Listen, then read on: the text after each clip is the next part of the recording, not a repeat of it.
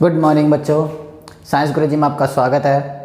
तो आज हम इलेक्ट्रिक फील्ड या इलेक्ट्रोस्टैटिक्स चैप्टर फर्स्ट क्लास 12 का लेक्चर नंबर 6 स्टार्ट करने जा रहे हैं, जिसके अंदर हम आज पढ़ेंगे electric flux.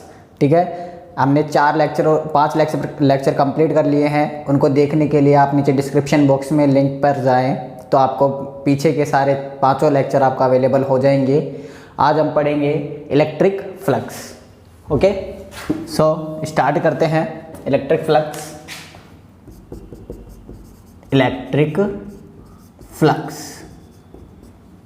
Clear. So electric flux होता क्या है? इलेक्ट्रिक फ्लक्स को समझने से पहले आपको हमारी previous video electric field lines को देखना होगा, जिसके अंदर इलेक्ट्रिक फील्ड लाइंस के बारे में आपको विस्तार से बताया गया है, डिस्क्राइब करा गया है। उसके अंदर अलग अलग 2-4 न्यूमेरिकल देकर भी। ठीक है, तो इलेक्ट्रिक फ्लक्स को समझने के लिए सबसे पहले आपको समझना पड़ेगा एरिया वेक्टर। एक नई क्वांटिटी आती है, ये एरिया वेक्टर। एरिया वेक्टर क्या होता है? एरिया वेक्टर, एरिया, पहले बात करते हैं एरिया की। एरिया क्या होता है? जैसे मान लीजिए मैंने आपको कोई स्क्वायर दिया, क्लियर, कोई स्क्वायर है जिसके साइड ए क्लियर। तो A B C D, area of square A B C D is equal to a multiply by a equal to a square. Simple सी बात है ये। अब आज से पहले तक अपन सब लोगों ने क्या पढ़ा था कि area of A B C D या area of square is equal to side multiply by side. Side को साइड से मल्टीप्लाई कर दिया, ए स्क्वायर आ गया। बट यहाँ पे एक नया वर्ड और जुड़ा है, न्यू वर्ड और ऐड हुआ है, वेक्टर। वेक्टर का मतलब है अपन को क्या देखनी पड़ेगी? इसकी डायरेक्शन। क्या? डायरेक्शन। तो डायरेक्शन देखने के लिए मान लो इसी को ही मैं क्या करता हूँ, ग्राफिकल रिप्रेजेंटेशन करता हूँ इसका, x y z. Clear? X y z. Okay, so x y z के अंदर क्या होता है कि अब एरिया देखना, एरिया ऑफ एरिया वेक्टर किससे डिनोट करते हैं इसको? ए वेक्टर से, कैपिटल ए वेक्टर से। क्लियर? तो area vector is equal to, एक साइड कोई सी भी ले लो, चाहे ये ले लो चाहे ये ले लो, ठीक है, ए बी कौन सी डायरेक्शन में है? एक्स। एक्स में यूनिट वेक्टर क्या होता है? आई कैप मल्टीप्लाई कौन सा आएगा? ए डी ले लो चाहे बी सी ले लो, दोनों सेम डायरेक्शन में है, सेम वैल्यू है। सो बी सी वेक्टर ये कौन सी डायरेक्शन में है? वाई डायरेक्शन में क्या होता है? Unit vector j cap. Clear? So यहाँ पे A vector cross B vector, cross B C vector, sorry, A B vector cross B C vector, और एक में क्या आ गया? I cross j cross. Okay, so A B vector multiply B C vector is equal to i और j को कभी भी अपन जब वेक्टर प्रोडक्ट करते हैं तो इसमें क्या आएगा? के कैप। ठीक है, तो इस सरफेस का एरिया वेक्टर क्या आया? A B multiply B C k cap, A B multiply B C into k cap. K cap कौन सा? देखो ये आई कैप, ये जे कैप, तो ये कौन सा आ गया? के कैप। मतलब एरिया वेक्टर की डायरेक्शन क्या आई? जो स्टार्टिंग के जिस प्लेन के अंदर जो सरफेस था उस प्लेन के परपेंडिकुलर। परपेंडिकुलर का मतलब हो गया इस तरीके से। तो मतलब इस सरफेस का एरिया वेक्टर किधर आएगा? या तो ऊपर आ सकता है या नीचे भी जा सकता है। क्यों? क्योंकि साइड मल्टीप्लाई बाय साइड, इसको यदि मैं इधर ले लूँ, इसको यदि मैं इधर ले लूँगा, तो यहाँ पे इस पोजीशन पे क्या आ जाएगा?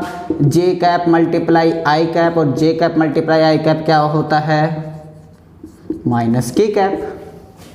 क्लियर? इसलिए ऊपर भी आ सकता है इसका एरिया वेक्टर, और इसके ऊपर भी आ सकता है, और इसके पीछे भी, नीचे भी आ सकता है। क्लियर? तो इस तरीके से ये क्या होता है? एरिया वेक्टर होता है। नोट कर लीजिए आप, तब तक नोट कर लीजिए जल्दी से। सो एरिया वेक्टर समझ में आया? एरिया वेक्टर क्या होता है? अब मान लीजिए एक दो एग्जांपल से समझते हैं। मान लो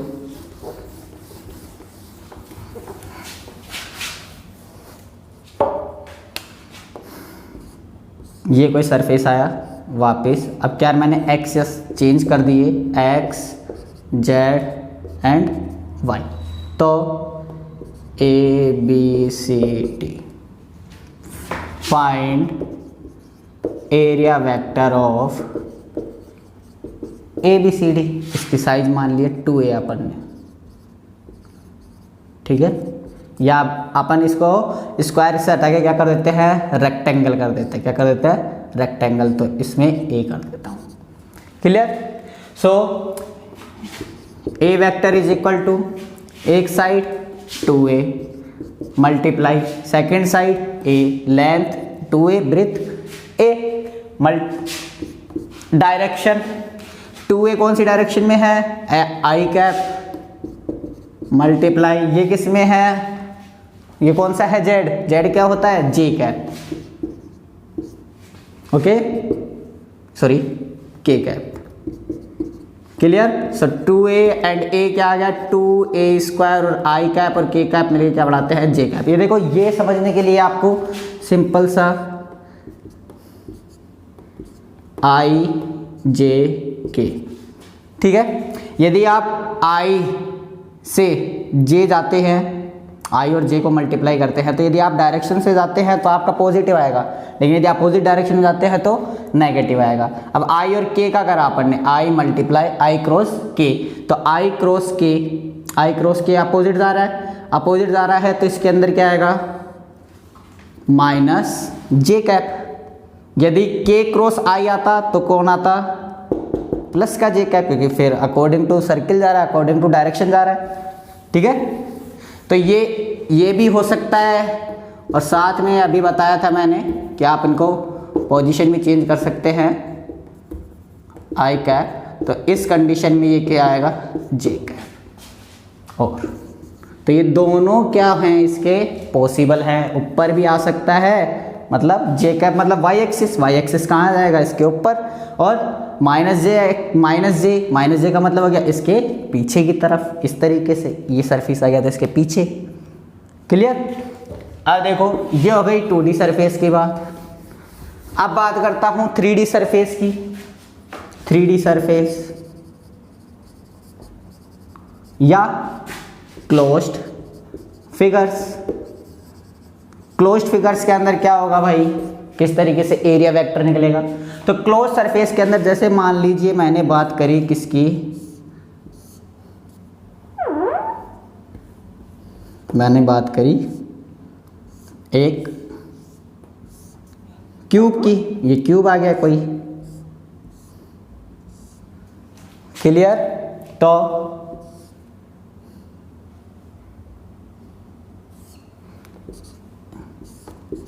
x Y and Z.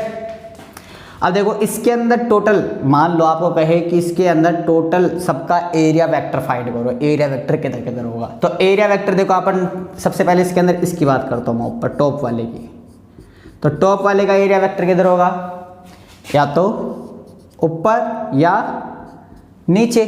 But यहाँ पे ध्यान रखना है कि कभी भी किसी भी क्लोज्ड फिगर के अंदर हम नीचे वाले या उस फिगर के अंदर की तरफ वाले वेक्टर को कभी भी काउंट नहीं करते, कभी भी एरिया वेक्टर में इंक्लूड नहीं करते। तो हमेशा क्या लेंगे, ऊपर वाला जो सरफेस के या उस क्लोज्ड फिगर के बाहर निकलता जाए, बाहर निकले। तो इसमें डी ए क्या होगा, डी ए वेक्टर, ये ऊपर की तरफ, इसका बाहर की तरफ, अंदर वाला कैंसिल, यहाँ पे अंदर वाला कैंसिल, बाहर वाला डी ए। सबका अलग अलग आएगा, यदि क्यूबॉइड है तो अलग अलग आएगा, और क्यूब है तो सबका सिमिलर आएगा। इसका इधर, समझ गया, इसका अंदर कैंसिल। अब एक बाहर का, एक तो ये बाहर वाला सरफेस बच रहा है, और एक अंदर वाला सरफेस बच रहा है। तो बाहर वाले सरफेस का क्या होगा, ये, और अंदर वाले का पीछे की तरफ से, इसके पीछे की तरफ से अंदर वाले का ये वाला कैंसिल होएगा, और बाहर वाले का पीछे वाला कैंसिल होगा। क्लियर? तो इस तरीके से एरिया वेक्टर देखा जाता है। मान लीजिए, अब एक और एग्जांपल देता हूं मैं आपको, सिलेंडर का दूं। सिलेंडर के अंदर,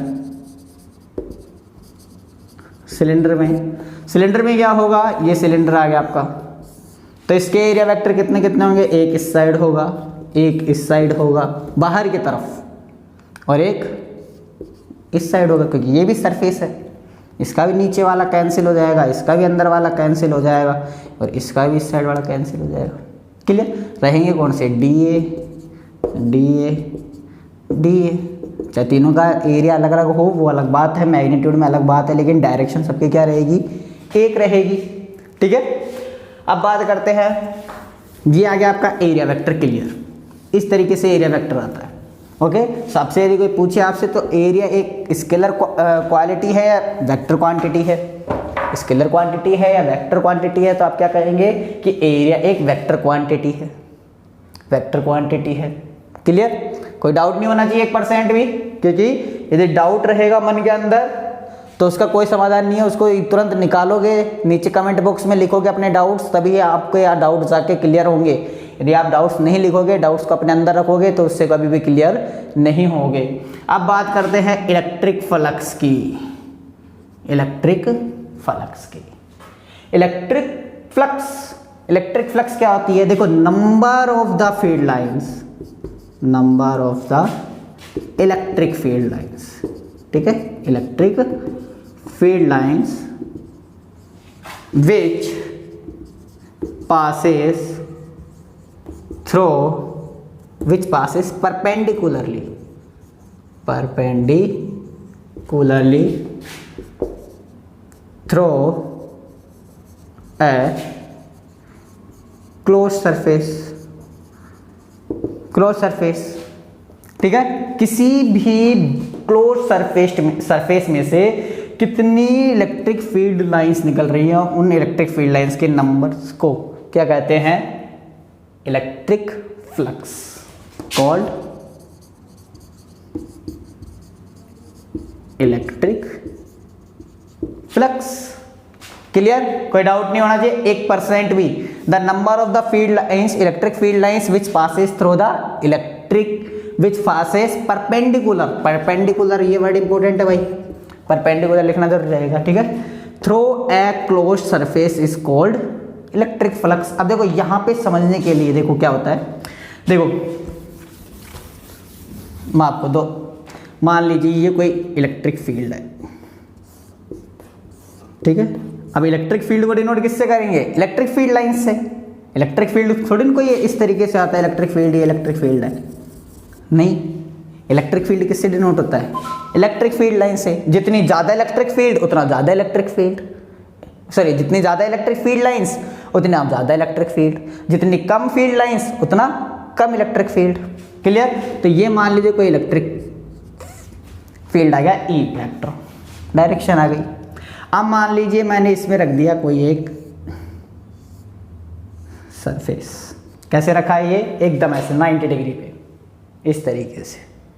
ठीक है, तो इसमें से कितनी number of field lines enter हुई, जैसे ये हो गई, ये हो गई, ये हो गई। ठीक है, इसको किससे नोट करते हैं, फाई। क्या बोलते हैं इसको, फाई। साई बाबा का भाई फाई बाबा, पाई नहीं, साई नहीं, फाई। ठीक है, तो अब देखो यहाँ पे फाई की वैल्यू कितनी आ गई, कितनी number of electric field lines गुजर रही है, 1 2 3 4, तो 4 आ गया। क्लियर? समझ में आया? अब देखो इसका एरिया मान लो A था, अब मैंने क्या करा, सेम इलेक्ट्रिक फील्ड रखा, इलेक्ट्रिक फील्ड सेम रखा, वही कितनी है, 1 2 3 4 5, 5 ही बना देता हूं मैं आपके लिए। सेम इलेक्ट्रिक फील्ड आ गया, लेकिन अब मैंने क्या करा, इसका एरिया क्या कर दिया, छोटा कर दिया। क्या कर दिया, छोटा कर दिया। छोटा कर दिया मतलब छोटा हो गया, और एक इसी कंडीशन में क्या कर दिया, एक मैंने बड़ा कर दिया, बड़ा, इसका एरिया इंक्रीज कर दिया। ठीक है, A B C D P Q R S T U V W। ठीक है, अब मेरे को एक बात बताओ, सबसे कम इलेक्ट्रिक फील्ड लाइंस किस में से गुजर रही हैं? ABCD में से, PQRS में से, TUVW में से, किस में से गुजर रही हैं? PQRS। सर PQRS में गुजर रही हैं, 2 ही गुजर रही हैं यहाँ पे फाई की वैल्यू 2 ही आ रही है। ठीक है क्या भाई? ठीक है, वेरी गुड भाई, बहुत अच्छी बात बताई।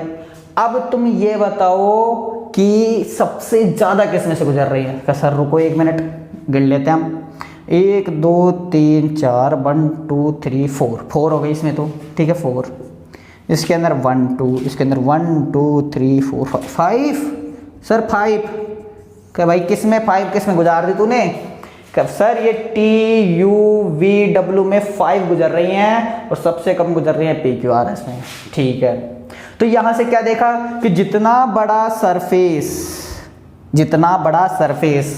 बड़ा और जितना छोटा सरफेस का फील्ड लाइंस में वहीं पे सर चेंजमेंट होता है। तो क्या कह सकते हैं कि phi is directly proportional to A vector, area भी एरिया समझो। ठीक है, तो क्या सर एरिया, ठीक है समझ गए। क्या जितना ज़्यादा सरफेस होगा, जितना सरफेस बढ़ेगा, सरफेस एरिया बढ़ेगा, फाई बढ़ेगा, सरफेस घटेगा, फाई भी घटेगा। ठीक है भाई। अब मैं कहूँ कि दूसरी बात, कब दूसरे पॉइंट पे आओ, इसको एरिया को भूलो। अब एरिया अपन को इक्वल रखना है, एरिया नहीं बदलेंगे।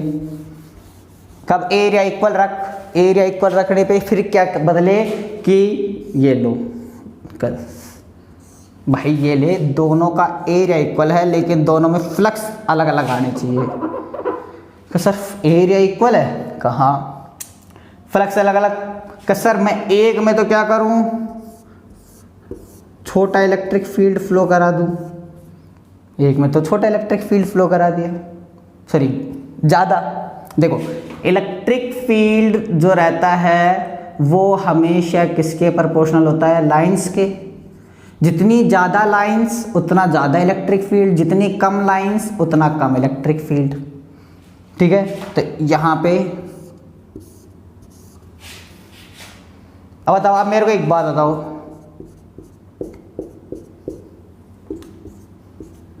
ये E1 दे दिया, ये मैंने E2 दे दिया, कौन ज़्यादा है? E1 ज़्यादा है या E2 ज़्यादा है? कि सर E2 ज़्यादा है। क्यों?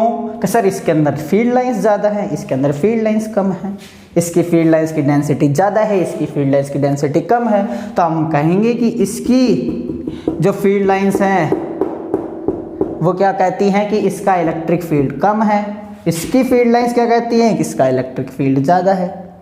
क्लियर? तो इलेक्ट्रिक फील्ड लाइंस मतलब दूसरी बात किस पे डिपेंड करी कि जितना ज़्यादा इलेक्ट्रिक फील्ड उतनी ज़्यादा लाइंस, और जितनी ज़्यादा लाइंस इसमें किसका फ्लक्स ज़्यादा है? फाई E1 का ज़्यादा है या फाई E2 का ज़्यादा है? या सर E1 का ज़्यादा है। तो जितना ज़्यादा इलेक्ट्रिक फील्ड उतना ज़्यादा इलेक्ट्रिक फ्लक्स। तो phi is directly relative to E, मतलब डायरेक्टली प्रोपोर्शनल टू E। कि फाई की वैल्यू बढ़ेगी कब? जब E की वैल्यू बढ़ेगी। फाई की वैल्यू घटेगी कब? जब E की वैल्यू घटेगी। क्लियर? समझ में आ गया? लेकिन इस जगह यहाँ पे ध्यान रखना है कि आपको, अब मैंने अभी बताया था कि एरिया क्या नहीं है, एक स्केलर क्वांटिटी नहीं है, ये कैसी क्वांटिटी है? वेक्टर। फाई कैसी है? ये भी वेक्टर है, सॉरी फाई नहीं, इलेक्ट्रिक फील्ड। ये कैसी है?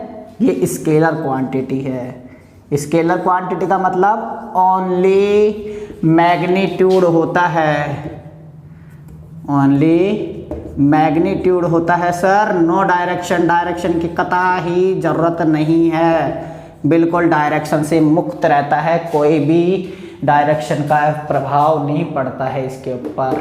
तो फ्लक्स क्या नहीं होते हैं? अब बता मेरे को दो, तो phi is directly proportional to E vector dot A vector.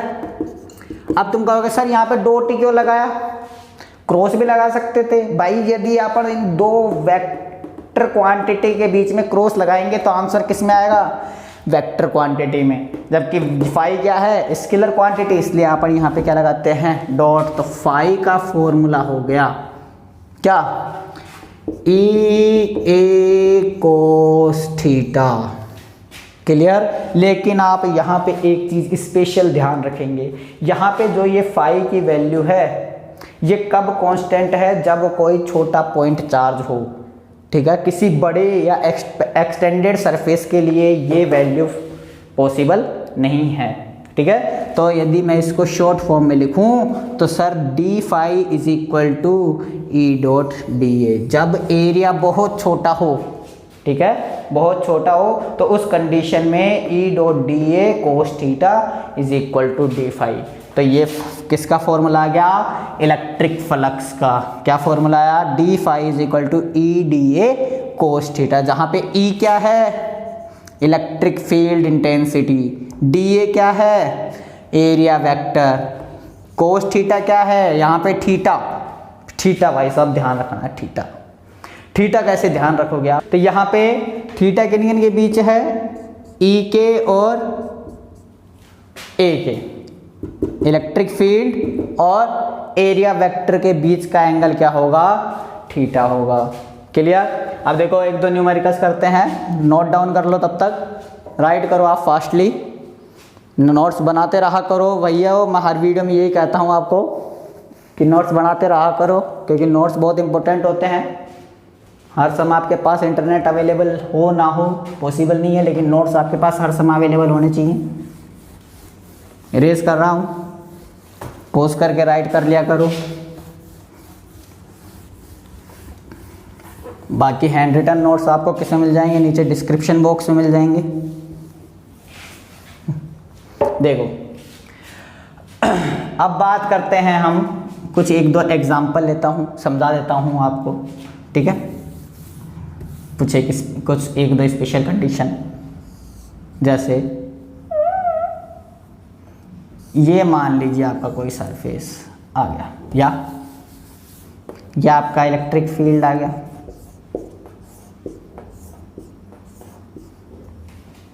ठीक है, ये आपका सरफेस आ गया, ओके,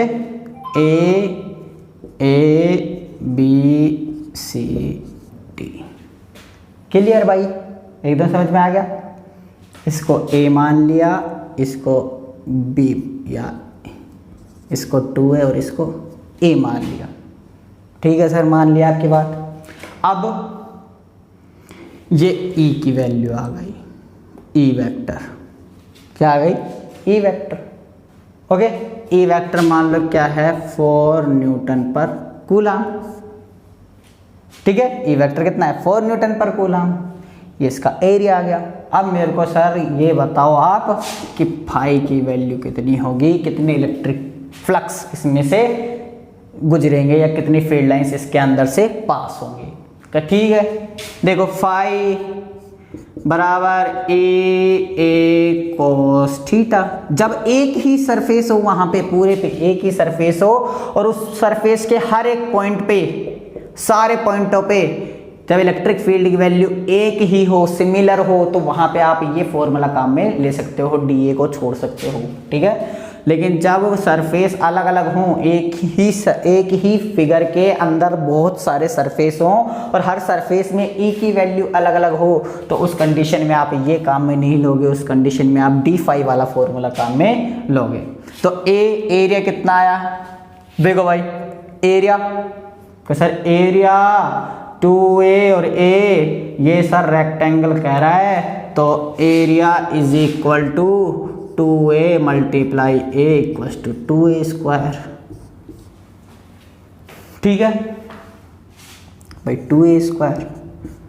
इलेक्ट्रिक फील्ड कितनी है सर, दे रखी है 4। थीटा कितना है, कोस थीटा, थीटा रुको थीटा लिखेंगे। अब बताओ भाई, इसका ये जो आपका सरफेस ये कैसे है, इस तरीके से परपेंडिकुलर, तो इसका एरिया वेक्टर किधर होगा, इधर होगा, सर ऐसे होगा, सर ऐसे भी तो होगा, कहाँ भाई ऐसे भी होगा, लेकिन अपन ये वाला काम में ले लेते हैं, ठीक है, ये वाला काम में ले लेते हैं, कोई सा भी काम में ले लो आप, ठीक है। तो कितना आया, इधर लेते हैं तो cos 90, सॉरी 0 डिग्री, क्योंकि यही डायरेक्शन किसकी होगी, एरिया वेक्टर की, और यही डायरेक्शन किसकी है, ई की, तो कितने डिग्री आ गया, 0 डिग्री। कोस जीरो की वैल्यू कितनी होती है भाई, कोस जीरो की वैल्यू अपनी 1 होती है।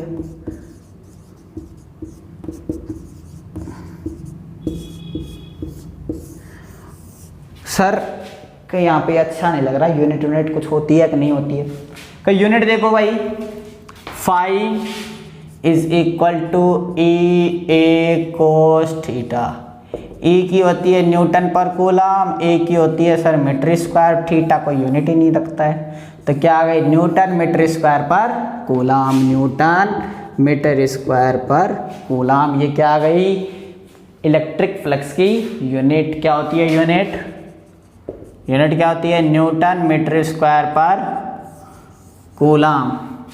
समझ में आ गया, कोई दिक्कत। अब देखो इसी एरिया को मैं, सेम एरिया है ये कहीं, ये पोर्शन है, ये पहले ऐसे था, अब मैं क्या करता हूँ इसको सर ऐसे रख देता हूँ, इसके इसी डायरेक्शन में ऐसे लेता दिया, तो इस तरीके से रख दूंगा तो थीटा की वैल्यू कितनी हो जाएगी, ये जा रहा है इधर, थीटा जाएगा इधर, ठीक है, इधर मान लो ये आएगी, तो कितने डिग्री हो गया, 90 डिग्री।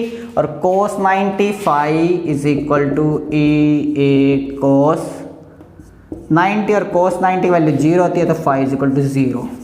तो मतलब ऐसे रहेगा तो फील्ड लाइंस गुजरेंगी क्या इसके अंदर से, इसके अंदर से गुजरेंगी क्या, नहीं, इसके ऊपर से चल जाएंगी, नीचे से चल जाएंगे, लेकिन इसके अंदर से नहीं जा पाएंगी। तो इस कंडीशन में इलेक्ट्रिक फील्ड फ्लक्स कितना हो जाएगा, 0 हो जाएगा। समझ में आ गया। जब कोई भी सरफेस इलेक्ट्रिक फील्ड के पैरेलल रखा हुआ होगा तो उस कंडीशन में फाई की वैल्यू 0 आएगी, और जब परपेंडिकुलर रखा होगा तो उस कंडीशन में फाई की वैल्यू मैक्सिमम आएगी। सबसे ज़्यादा इलेक्ट्रिक फ्लक्स कब गुजरेंगे, जब थीटा की वैल्यू 90 होगी, और सबसे कम इलेक्ट्रिक फ्लक्स कब गुजरेंगे, जब थीटा की वैल्यू सबसे ज़्यादा कब गुजरेंगे, जब थीटा की वैल्यू 0 होगी, 0, ठीक है, और सबसे कम कब होगी, जब थीटा की वैल्यू 90 होगी। बैठ गया समझ में, डाउट नहीं होना चाहिए 1% भी। आगे देखते हैं। तो इस तरीके से आपके इलेक्ट्रिक फ्लक्स कुछ होते हैं। अब एक मैं आपको बहुत अच्छा सा न्यूमेरिकल करवाता हूं, ठीक है।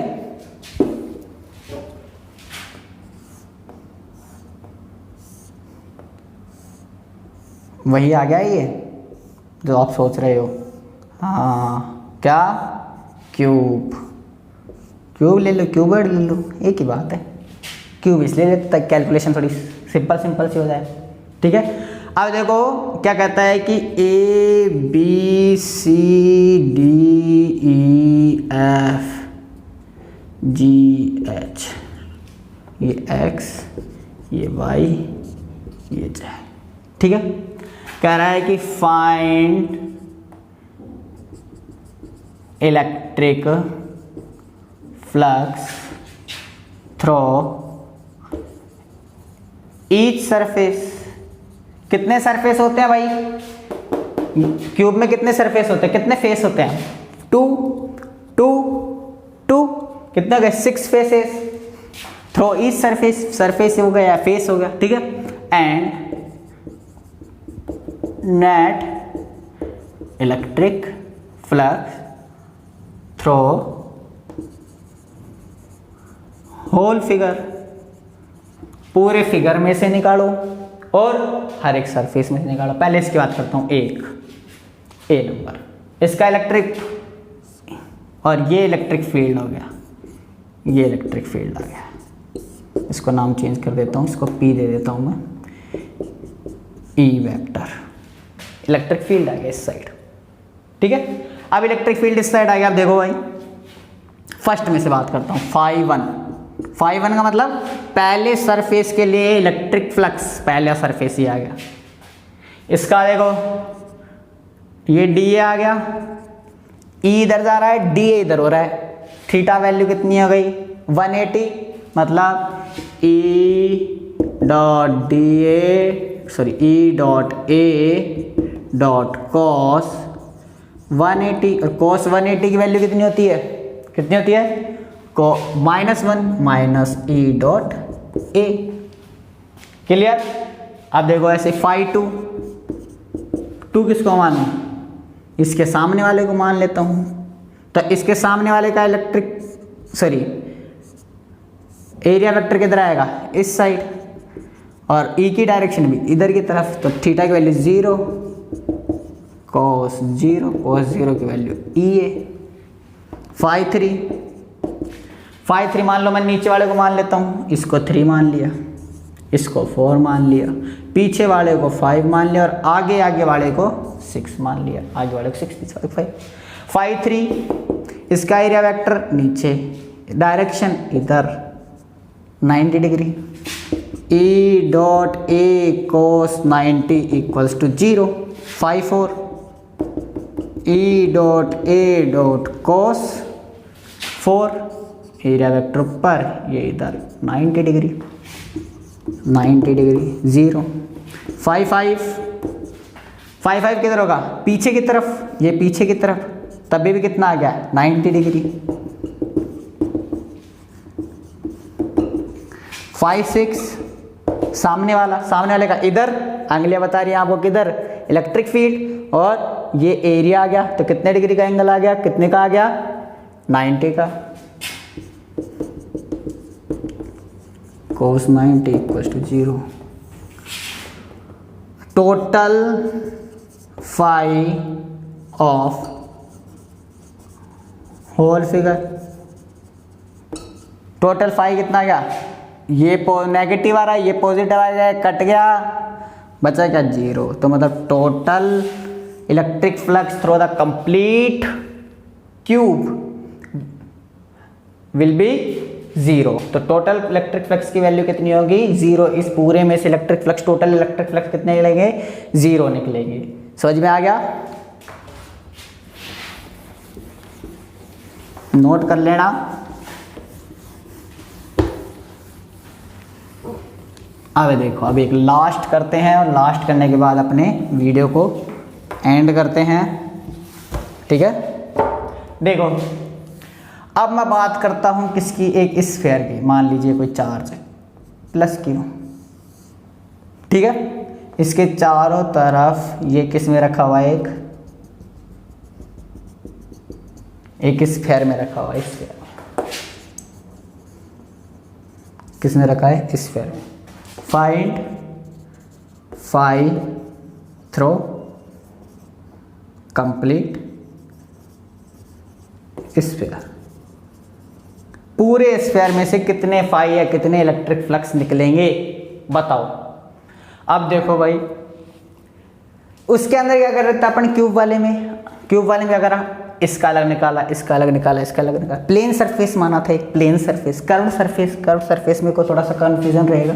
तो इसके लिए आप समझो, यदि मैं इस पूरे स्फीयर को छोटे छोटे पार्ट्स, इस तरीके से छोटे छोटे पार्ट्स में कन्वर्ट कर लूँ, ठीक है, ऐसा छोटा पार्ट एक यहाँ पे भी होगा, यहाँ पे भी होगा, यहाँ पे भी होगा, यहाँ पे भी होगा, यहाँ पे भी, यहाँ पे भी, यहाँ पे भी, यहाँ कंप्लीट। इस तरीके से बहुत सारे होंगे। तो इलेक्ट्रिक फील्ड की डायरेक्शन क्या होगी, इलेक्ट्रिक फील्ड की डायरेक्शन हमेशा क्या होता है, पॉजिटिव से बाहर की तरफ मतलब इलेक्ट्रिक फील्ड की इस पॉइंट पे डायरेक्शन बाहर की तरफ, इस पे बाहर की तरफ इलेक्ट्रिक फील्ड, ठीक है, इससे बाहर की तरफ, इससे बाहर की तरफ, इससे बाहर की तरफ, इससे बाहर की तरफ, इससे बाहर की तरफ, बाहर की तरफ, बाहर की तरफ। ये इलेक्ट्रिक फील्ड की डायरेक्शन आ गई।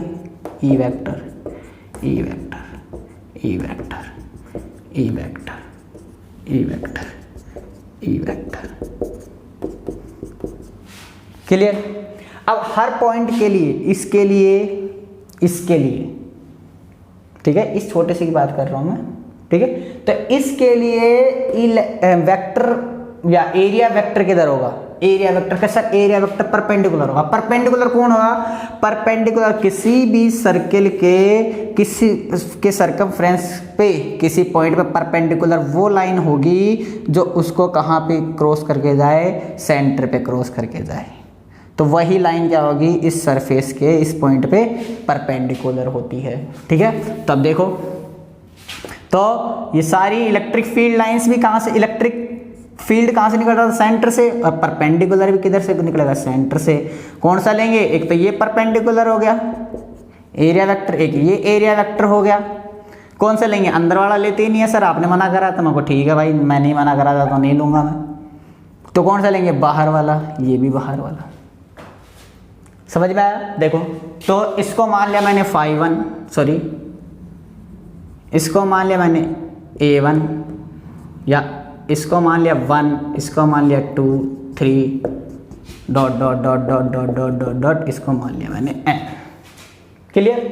तो क्या कहा कि phi is equal to E dot D.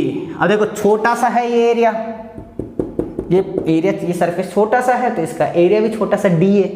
तो इसमें से जो फील्ड लाइंस निकलेंगी वो भी छोटी सी, D phi is equal to D phi 1 is equal to E DA dot cos theta, E dot DA cos theta. Theta की वैल्यू कितनी है, और ये दोनों सेम डायरेक्शन मतलब 0, कोस 0 डिग्री, मतलब E dot DA। Clear. Similarly phi 2 D phi 2 E dot D phi 3 E dot DA, इसी तरीके से D phi N E dot DA। ठीक है, सबके साथ 0 डिग्री का एंगल है, सब में एरिया वेक्टर किधर जाएगा, इसके सीधा।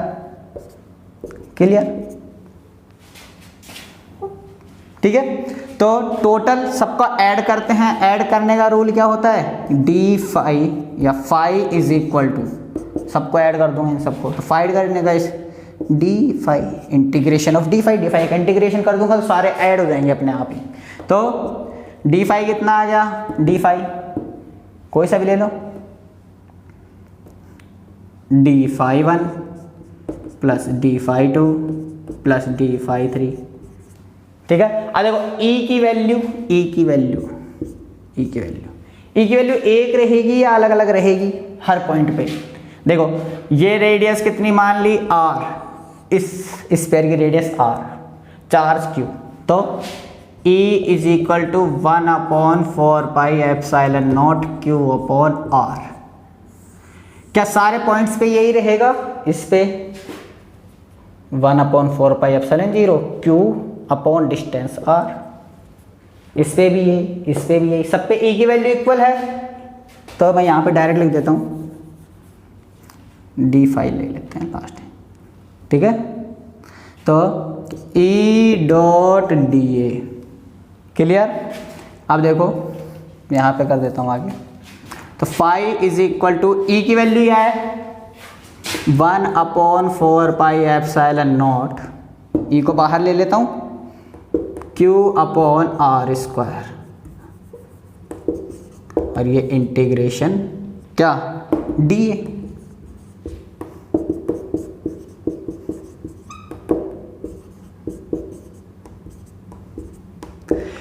अब मेरे को एक बताओ, टोटल एरिया कितना होगा, कंप्लीट एरिया को जोड़ना है। टोटल एरिया क्या होगा, स्फीयर का total area, total surface area of sphere. नहीं पता, अरे भाई ऐसे कुछ ना होगा, इतनी चीज़ें तो पता होनी चाहिए। Total surface area of sphere होता है 4 pi R square, 4 pi R square, sorry capital R square से R स्क्वायर, 4 पाई से 4 pi, phi is equal to Q upon epsilon naught. ये जो आया है phi is equal to Q upon epsilon naught, ये क्या है, गॉस लॉ।